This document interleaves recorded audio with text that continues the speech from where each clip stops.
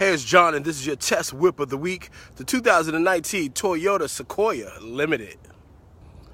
The Toyota Sequoia is one extra large SUV. It's not quite a monster truck, but you can almost move a village worth of people into this SUV. Here's the trunk area with the third row up. Here's the trunk area with the third row down, and it all changes with these buttons right here. Plus, there's additional cargo space under this lever.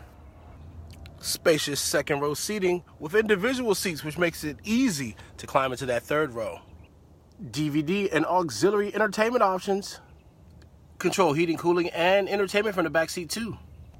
The Sequoia has a spacious front cabin, streamlined design, and a sunroof. Still has a traditional key.